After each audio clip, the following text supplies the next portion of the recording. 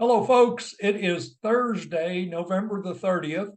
It's about 7:30 in the evening on the East Coast of the United States. Been a while since I've done one of these things. Hopefully, I still remember how. Let me share my screen and we'll get started. In this video, I'm going to focus on gold, but I got a few charts I want to talk about first. This one is showing us the production of cardboard boxes. And so think about the United States economy. It's always described as a consumer economy. 70% of our economic system is based on you and I consuming stuff. You know, we order it from Amazon and it shows up. Well, when they leave it on our doorstep, what's it in? It's in a cardboard box. And so this is an interesting measure in my mind of the strength of the US economy. Well, that doesn't look strong to me, because you'd think, and in particular, headed into Christmas, you know, it's supposed to be the three biggest months for the retail industry. It's October, November, December. You'd think that cardboard boxes would be flying off the shelf. That's not what this chart says to me.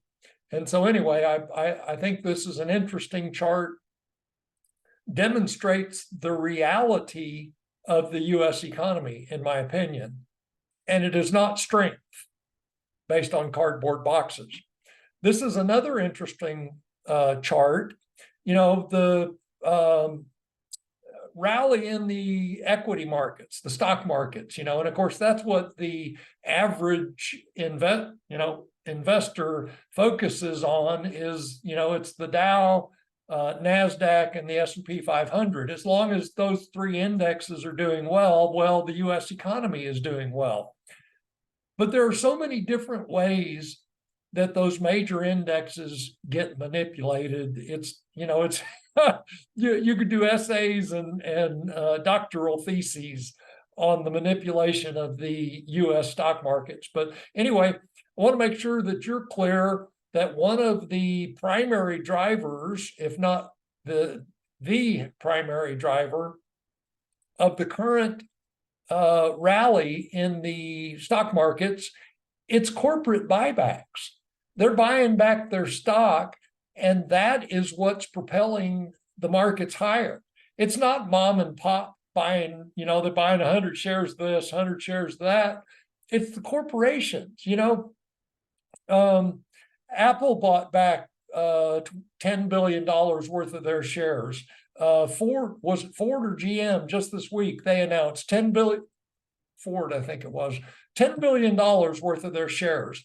That's what's driving the market higher, not a healthy economy, not a healthy stock market. It's corporate buybacks. And so anyway, in this chart, in the upper panel, this is the NASDAQ US Buyback Achievers Index. I was like, well, what the heck is that? There it is right there. This chart is showing us the corporations who have reduced their outstanding shares by 5% or more in the last 12 months. And look at the correlation. Here in the lower panel, that's the NASDAQ. Well, that was 27 October in both charts. And notice that the rally that started 27 October just happens to coincide with the significant increase in corporate buybacks. And so, you know, I just find the correlation between these two charts quite telling as to what's currently happening in the equity markets. And so anyway, if you've got a large portfolio, a lot of exposure to US stocks, just keep in mind those markets are significantly manipulated, as are all of our markets at this point. And just to let you know, one of the reasons I haven't done any videos lately is it's just disgusting the amount to which we are lied to, the manipulated statistics that were shown from the BLS. It's just from every corner, basically everything that we're told and see from mainstream media is a lie, just outright lies. And then, if it wasn't bad enough that we get lied to, so it's like BLS comes out with BS numbers about inflation. And then we see Wall Street, all the talking heads on Wall Street, it's like, oh, well, the Fed's going to pivot because inflation is down. Well, inflation is not down. BLS wants us to believe it's at 3%. Reality is it's at 12% or better. And it's not coming down. The only way inflation is coming down is through BLS manipulation. But anyway, in my mind at this point, the most significant market is interest rates. It's the yield on the debt instruments that the United States has to sell, has no choice to sell. At this point, we've got, I think it's $7 trillion worth of debt instruments that are maturing in the next 12 months. And so obviously we have to reissue that maturing debt, which means somebody has to buy $7 trillion worth of US debt instruments. And that's just to cover the instruments that are rolling over. Well, we also have deficit spending to the tune of $2 or $3 trillion. That's also financed through US debt instruments. So we got $7 trillion in maturing debt. We've got $2 or $3 trillion worth of deficit spending to finance. So in the next 12 months, we need somebody to buy $9 or $10 trillion worth of US debt instruments. Well, China and Japan have stopped buying. They're actually selling. And then in the last week, I've seen China is actually giving US Treasury bonds, debt instruments, to other countries as a form of payment. And so, that doesn't take those debt instruments out of circulation, but it takes them off of China's books and puts them onto other countries. And then those other countries won't be buying US debt instruments. Well, they already got them from China. And so anyway, what country or what entity is going to buy $9 or $10 trillion worth of US debt instruments in the next 12 months? And so anyway, in my mind, the most important market at this point is the yield on Treasury instruments, debt instruments. So anyway, enough of my babbling. Let's look at some charts. This is the yield on the 10-year note, obviously, weekly time frame. What we can see here is that we bumped up to 5%. Currently, we've pulled back. This is the 38% Fibonacci retracement level. That's a common level where markets retrace and then reverse. And notice that this candle, this, again, weekly time frame, so we're getting a bounce at that 38% level. If we look at MACD, we're in bull mode, suggesting that the primary trend in this time frame remains to the upside. Energy is dropping, currently on a sell signal here in MACD. But so anyway, what I would suggest is this is nothing more than a pullback.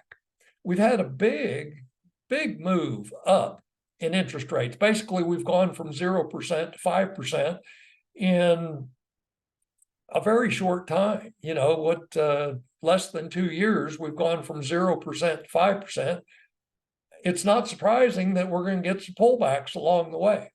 Now, is 38% enough? Maybe we're going to pull back all the way to 62%, which coincidentally would be down at the 40-week moving average. So wouldn't be terribly surprising to see a further pullback down to this level. Note that it's coincident with the lower median line of this shift pitchfork. So maybe we get a reversal here and head back higher.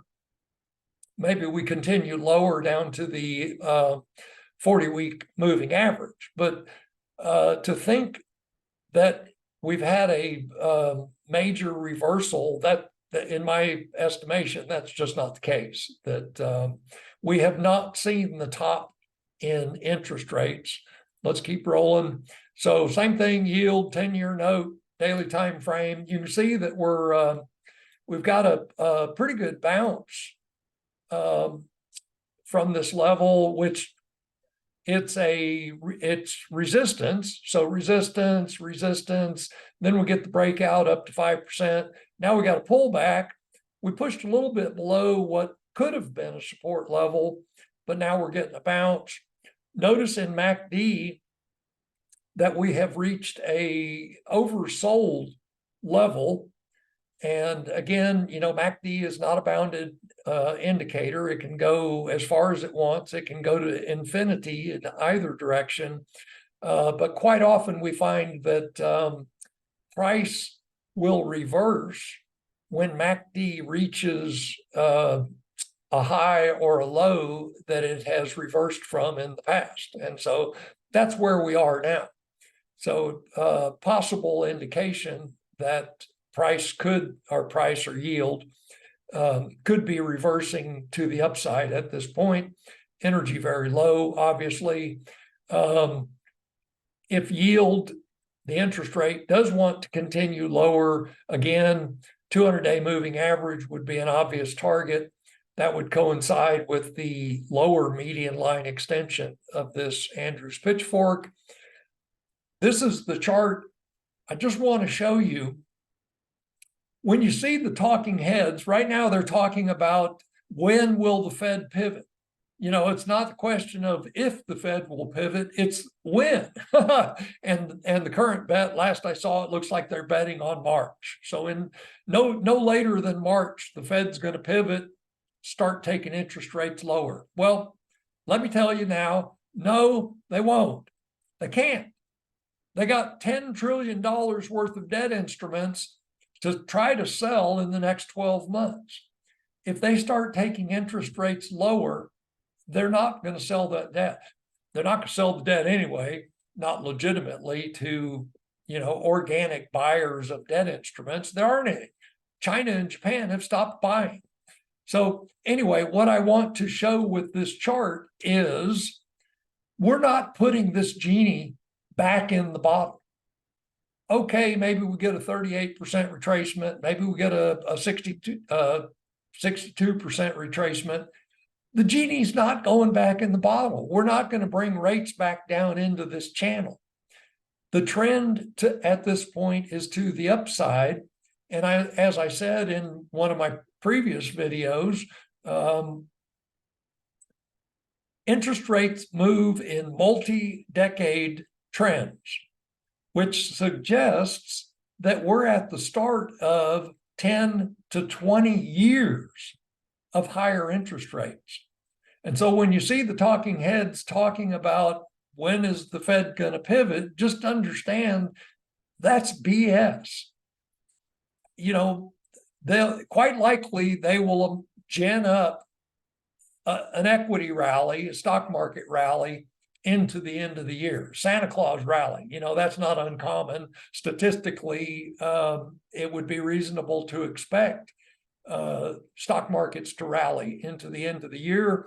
And of course, talk of a Fed pivot would exacerbate or help promote that idea, help promote stocks higher. But I want to show you with this chart, the genie is not going back in the bottle. We are in for higher interest rates for a long time to come. So let me jump off my soapbox. I'm getting raspy. So when we talk about gold, precious metals, we've got two headwinds. Let me put it that way. So it's yields, interest rates. When interest rates are rising, that acts as a headwind against the precious metals because the precious metals don't pay any yield. They don't pay any interest. And so, you put your money in gold, well, it's a safe place to put your money, but you don't get any, there's no dividends, there's no interest. Your money's just sitting there. In contrast to debt instruments where you're getting currently, you get 5%, 5.5%, buying short-term treasury instruments. And so yield, interest rates, that acts as a headwind, and then the US dollar acts as another headwind. And so this is the US dollar in the monthly time frame, obviously on an uptrend, MACD in bull mode, suggesting that the trend is, or the primary trend is to the upside in this time frame. Energy is below mid-range, currently on a sell signal. In the weekly time frame, it looks like, to me, the dollar pulled back to the 62, pretty much to the 62% Fibonacci retracement level, and we've got a big bounce. And so, you know, this week, it looks like we're getting a big bounce from that 62% level, which coincidentally is the 40-week moving average. Price is at that point now, and we got one more trading day. So tomorrow we'll close out this candle. It looks like we found support at that level, which would suggest higher prices in the dollar, higher levels in the dollar next week. This is the US dollar in the daily time frame. Same kind of thing, pull back into a support resistance zone. Big bounce today, pushed up into resistance at the 200-day moving average.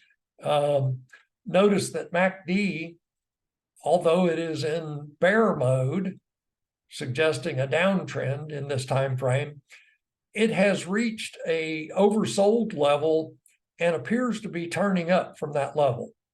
And in energy is at a low level as well, but appears to be turning upwards. So big point about the dollar is that we have had a pretty good pullback. If nothing else, we're due for a counter trend rally, maybe up to the 20-day moving average, maybe all the way up to the 50-day moving average, but probably time for a counter trend rally in the US dollar, which would be a headwind for the precious metals. Now, we're into the charts for gold and silver, where it gets a little bit more interesting. So this is gold, COMEX gold in the quarterly time frame. And so by pulling out to a longer time frame, the quarterly time frame, and getting rid of the candles, just looking at a line chart, we get rid of a bunch of noise. And what jumps right out at us when we're looking at this chart is gold in the US dollar is at an all-time high, a new all-time high, well over $2,000. Currently, what is that, 2040? Call it, yeah, we'll just call it 2040, a little bit over 2040. But that's my main point with this chart, is that gold has reached a new all-time high, well above $2,000. Let's throw, just for curiosity's sake, let's throw MACD on there. Bull mode on a buy signal. And of course, bull mode suggests that the primary trend in this time frame is to the upside. And of course, that's what I would suggest as well. You know, simple trend line, you know, there it is. That's an uptrend, folks. So sometimes it's useful to back out in time scale to get the big picture on a market. This is gold, COMEX gold. So gold futures. Now we just had a rollover. The 27th of November was the last. That was the last day of trading for the previous contract. We're currently trading the February 24 contract. That's what I'm showing here. And that's why we got this big jump in price, this big gap. That's the rollover from the December contract to the February contract. Tongue-tied here. That's that gap there. And note that for February, gold is trading above 2060. So not only above 2000, but above 2060.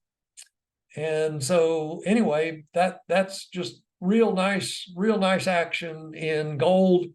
COMEX gold futures, MACD in bull mode on a buy signal, energy quite elevated, which suggests higher prices to come. Note that gold is currently trading in this, it's a resistance zone formed by this previous candle. When we reached, that was the last all-time high at 2085. And so we're up in this resistance zone. Currently, the target from Andrew's pitchfork perspective would be the upper median line of this shift pitchfork at, I call it, 2090, somewhere in there, 2090, 2095 maybe, and probably have enough room in MACD to reach that level before we become overbought based on MACD. So a number of analysts have a target of about $2,100 for gold at this point, and not unreasonable that we would reach that based on that COMEX chart. This is spot gold, daily time frame, no gap, currently trading about 2040. Notice that it bumped into this resistance zone again, formed by the prior this prior candle when gold pushed up to an all-time high, 2082. Almost 2082 in spot gold. Currently bumping into that level. MACD in bull mode on buy signal, energy very elevated. Almost in bullish alignment on the moving averages. As soon as we get the 50-day crossed above the 200, we'll have bullish alignment on the moving averages, 20 above the 50, above the 200. That's another bullish indication. Anyway, just gold's looking real good at this point. We're in the bullish time of the year for gold. Seasonality headed into January, February. That would be a typical high, January, February. This is weekly time frame, pushing up into 2040.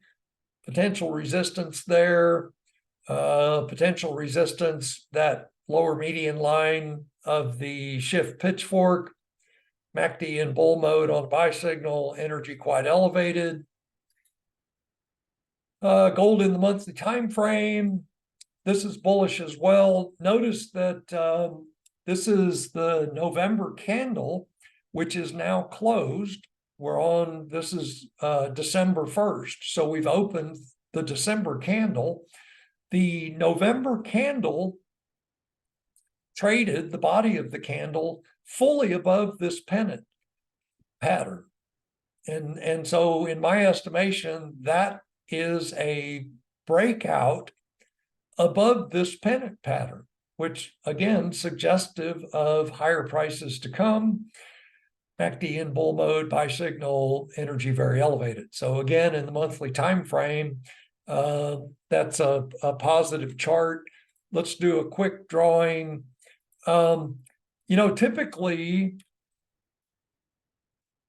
a pennant pattern marks the halfway point of a price move. And so if we look at this as our flagpole, and then this is the flag, if we duplicate the flagpole, that takes us up to 25.33. And so based on this chart, I would currently put our price target at 25.33. So there you go. Heard it from me first. Let's move on to silver. This is COMEX daily time frame. Again, we rolled over. This was the big gap here. That was the rollover from December to February contracts. Very nice action since the rollover. Big move yesterday. It's continuing today. That's today, tonight, the overnight session, continuing higher. MACD in bull mode. Notice that we are getting up towards the overbought based on this prior high in MACD. We are approaching the overbought level in MACD, but currently in bull mode on buy signal, energy very elevated. A week or so ago, I had drawn this pennant pattern. And again, you know, there's the flag, you duplicate the flagpole. Excuse me, that was the flagpole. Duplicate the flagpole, gave a target at 25. Obviously, we've reached that target and then some. The next price target, I think, yeah, I've got it marked here. This is spot silver, daily time frame, no gap, just a steady push higher. My next target in this vehicle is $26. This is just real nice to see in silver. If you're a silver bull, it hasn't been fun looking at silver charts for a long time. And so anyway, this is nice action in silver. MACD in bull mode on a buy signal, albeit we're approaching the overbought level in MACD, very high energy based on stochastics. So nice action in the daily time frame. Here we are in the weekly time frame, pushing up towards resistance. You know, again, that's 26 at the median line of this. That's a modified shift pitchfork. Let's see. All right, he can do it. I know he can do it. There we go. Just wanted to extend that. Reset. There we go. And pushing up into resistance at this level. So it was resistance here. It was resistance again. So almost certainly we'll see $26 acting as resistance again. Median line of that modified shift pitchfork, probably get a little bit of a pullback at least from that level. This is nice action in MACD. Notice that both lines of the indicator have pushed up above the zero line, which puts us into bull mode based on MACD, currently on a buy signal, a new buy signal, weekly time frame. So that was 2 weeks ago. We got a new buy signal in silver. And so really bullish action in silver, which again, it's just really, really nice to see, really nice to see bullish activity in silver for a change. Monthly time frame in silver, MACD in bull mode on buy signal, energy very elevated. Not going to say anything else there. These are the mining stocks, my proxy for the mining stocks. As I've said before, it's not a good proxy. There really are no good proxies for the mining stocks that I'm aware of. The junior mining ETF, it's inappropriately named. There are at least 5 major large cap miners in this ETF, certainly not junior miners, and so it's inappropriately named. But I use it as my proxy. Very nice action. We've had several gaps, so focus on there's a gap. So three gaps up. Big bar that was what was that, Tuesday Tuesday we got a big gap on the open, consolidated yesterday, and then a little push today, a little bit higher. This last gap, so that was Monday, popped price up over the 200-day moving average, and so obviously that's a significant resistance level, and then a big move higher from that level. Now price appears to be finding support above this is the upper median line of this modified shift pitchfork, finding support at that level and pushing higher. MACD in bull mode on the buy signal, energy very elevated. The pink line in MACD is from these peaks.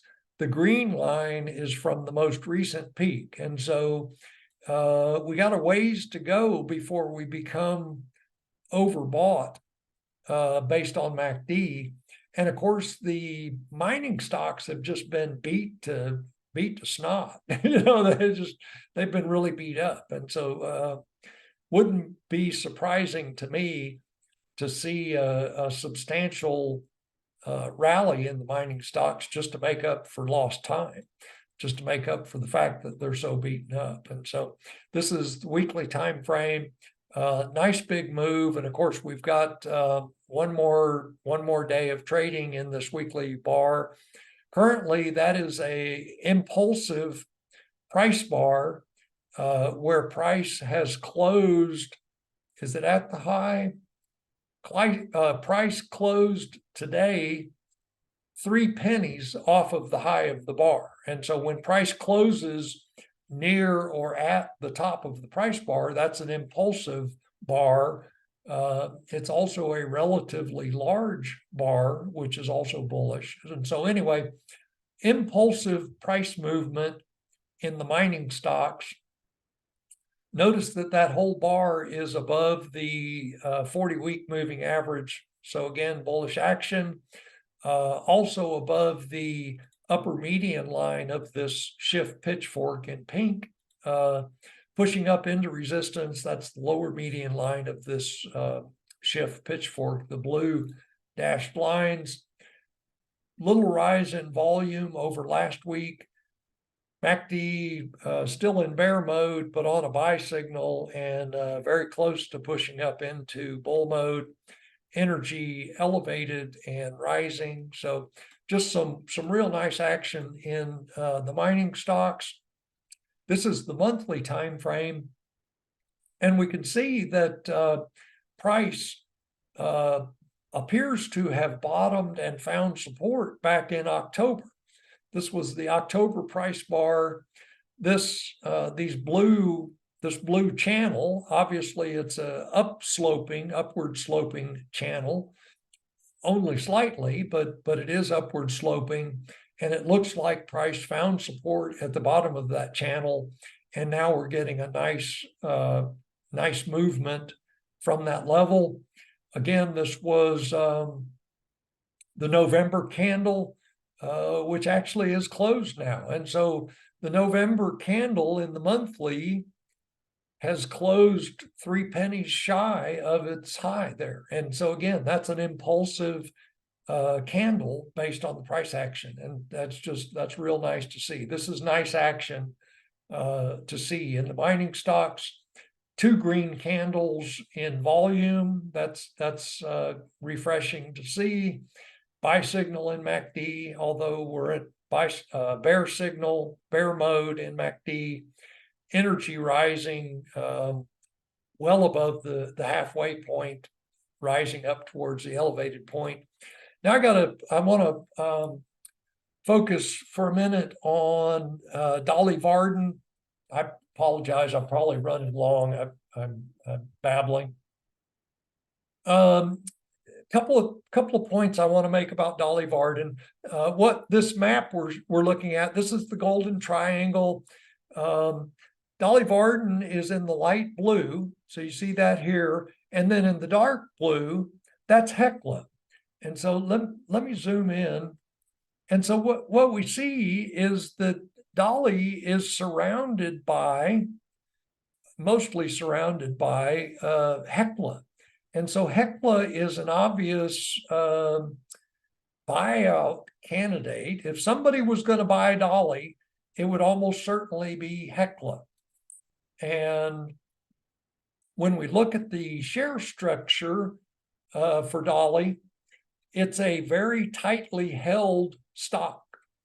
And that's what we want to see here. So 47% institutional holders, 22% is held by Fury Mining, 15% held by Hecla. So Hecla has already taken a substantial stake in this stock, 15%. Eric Sprott, obviously billionaire, he's got lots of money in the mining stocks. He's definitely strong hands. He's got 9%. And then HNW, that's high net worth. And so they're showing 7% of the stock being held by high net worth investors. Well, if you add up all of that, it's 100%, which would suggest that there are no shares available in the float. Well, obviously you can buy shares in this vehicle, or I assume you can. I haven't bought shares in Hecla recently, or in Dolly Varden, excuse me. But I assume they're available. But based on what they're showing us here, it is suggestive of no shares being available in the float. Very tightly held stock. At best, the 7% of the float is available, or 7% of the shares is available as the float, but you got to pry them out of the hands of these high net worth investors. So anyway, if you are looking for a silver mining company to invest in, I would suggest you look at Dolly Varden. I'm not recommending that you buy it. I'm not a financial advisor, not an investment advisor. Check with all of those individuals before you make any investment, blah, blah, blah, all the legal disclaimers. Let's assume I just gave them to you. This was October 30. So a month ago, Dolly made this announcement. This was Hecla increasing their holdings in Dolly from 10% to 15%. So Hecla invested another $10 million in Dolly, bought 15 million shares. Yeah, and so here it goes. They went from 10.6% shareholder up to 15.7%. And so anyway, again, Hecla is the most likely buyer of Dolly if Dolly were to sell and decide not to take the property into production themselves. So here's Dolly Varden, the chart, monthly time frame. Big move in November, big strong move off of support. Two potential levels of support there. Lower median line of this blue Andrews pitchfork, and then the upper median line of this red Andrews pitchfork. Big move from that level. Based on accumulation distribution, we've got investors increasing their exposure to this stock, accumulating shares, MACD in bull mode, still on a sell signal, but in bull mode, energy about mid-range based on stochastics. We'll look at the daily time frame here. We can see that price consolidated above this in the gray bar here. That level has acted as both support and resistance. We can see it resistance here, support multiple times. Now again, it's acting as resistance, breakthrough, and now it appears to be acting as support again. A couple of nice bullish bars from that level, push back above the 200-day moving average. Looks like the 20-day moving average acted as support this week, pushed up into this next resistance level, which again has acted as both resistance, and there it was acting as support.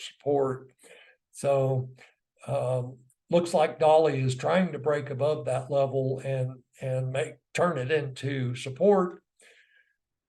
Accumulation distribution, gentle rise, mostly flat. I would describe that as mostly flat in this time frame. MACD in bull mode on a buy signal, energy very elevated. So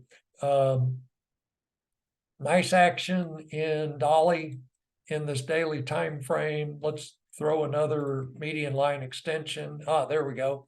So also pushing up into resistance. This is the first median line extension of this Andrews pitchfork. Looks like we're finding resistance at that level. So that's all I've got for you in this video, folks. If there were one chart in all of the charts we just looked at That right there is the most significant, in my opinion. When you hear the talking heads for the next several months, probably from now until March, they're going to be talking about the next Fed pivot. Let me go on record at this point and tell you the Fed is not going to pivot. They can't. They got $10 trillion worth of US debt instruments to sell in the next 10 months, or in the next 12 months, excuse me. They're not going to pivot, but that's what the talking heads are going to tell you.